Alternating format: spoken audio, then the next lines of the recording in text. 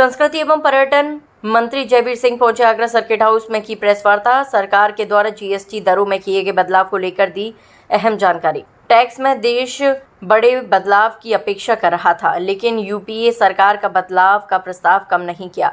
मोदी जी के नेतृत्व में विभिन्न टैक्सेशन व्यवस्थाओं को खत्म करते हुए वन कंट्री वन टैक्स की शुरुआत की गई है। व्यापारियों व गरीब वर्ग के रोजमर्रा की चीज़ों के उपयोग की चीज़ों के दृष्टिगत टैक्स की दरों में किया गया बदलाव। सबसे महत्वपूर्ण 28% के टैक्स के स्लैब समाप्ति की घोषणा की गई। रोजमर्रा के उपयोग की चीज़ों को या तो टैक्स मुक्त किया गया या सबसे कम 5% वाले स्लैब में लाया गया।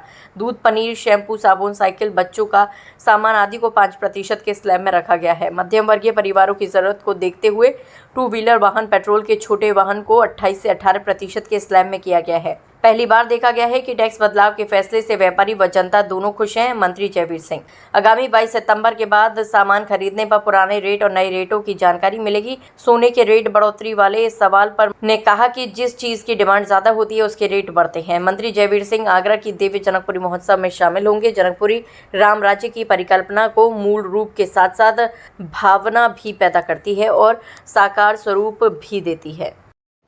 जो परचेज कैपेसिटी बढ़ने वाली है, क्योंकि जब पैसा सेव होता है तो कहीं ना कहीं खर्च होता है, और खर्च और राजस्व के हिसाब से उसमें समग्र व्यापारिक आर्थिक वृद्धि दर्ज होती है। और उसी के दृष्टिगत जो भारतीय स्टेट बैंक की रिपोर्ट है, इसमें जो जीएसटी सुधार ऐतिहासिक सुधार है, इस सुधार में लगभग 1.98 करोड़ की आर्थिकी की वृद्धि भारत की इससे होने वाली है। कोई सर्वे कराया था, किस तरीके से ये निर्णय बदला गया, किसको बताया गया, कैसे ये फैसला लिया गया? विभिन्न स्तरों पर कोई सर्वे रिपोर्ट आई थी क्या? विभिन्न स्तरों पर जो हमारे आर्थिक क्षेत्र से जुड़े हुए विभिन्न शोध हैं, विभिन्न जो क्षेत्र के जुड़े हुए विशेषज्ञ हैं, जो हमारा पूरा एक भारत सरकार का, वो लगातार इस पर रिव्यू देश के विभिन्न सेक्टर्स, राजनीतिक क्षेत्र, सामाजिक क्षेत्र, आर्थिक क्षेत्र, औद्योगिक, व्यापारिक क्षेत्र, इनसे लगातार संपर्क में था। वार्ता हुई थी, बैठकें हो रही थी, और वर्षों के रिव्यू करने के बाद इस पर माननीय प्रधानमंत्री ने लाल किले से राज्य की घोषणा की। बैठक हुई और बैठक में प्राय सभी राज्यों की, देश के जितने राज्य थे, सभी की सहमति से ये निर्णय हो पाया और लागू हो पाया। और ये दीपावली के लिए बहुत बड़ा तोहफा, दीपावली से पहले जैसे ही हमारा पितृपक्ष समाप्त होगा, शुभ दिनों की शुरुआत होगी, ये 22 तारीख से लागू होने का काम होगा।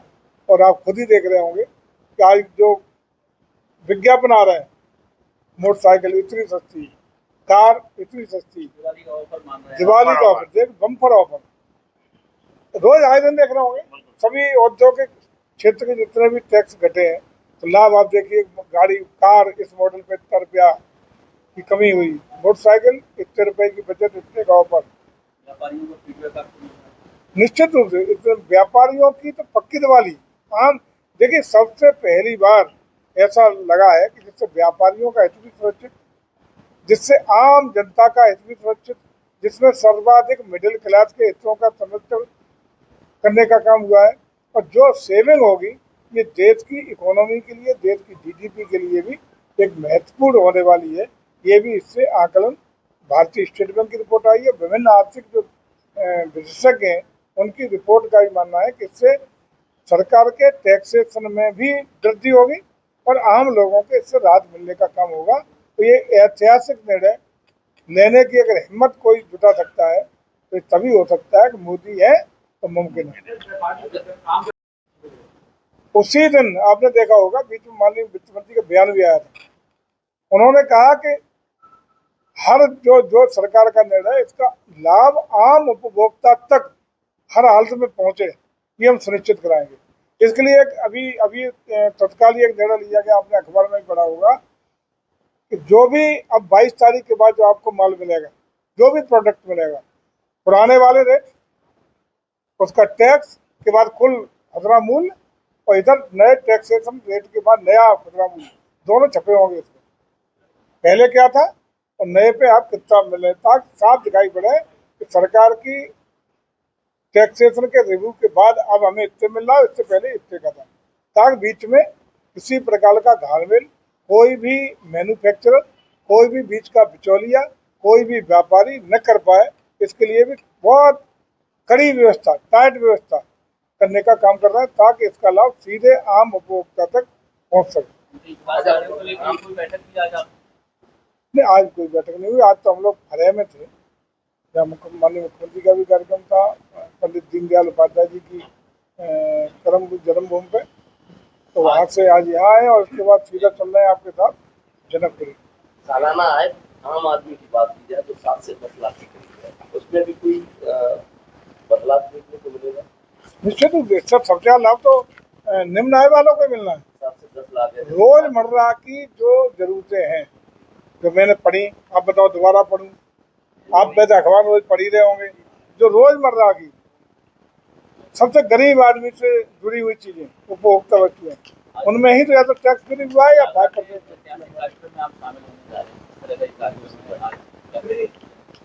भव्य दिव्य अलौकिक आगरा के इस कार्यक्रम में, जिसका ऐतिहासिक माना जाता है कि आगरा की राम बारात पूरे हिंदुस्तान की अग्रिम पंक्ति के सबसे बड़े कार्यक्रमों में एक आगरा का कार्यक्रम होता है। तो हम लोगों का सौभाग्य है कि उस कार्यक्रम में हम लोगों को भागीदारी करने का अवसर मिला है।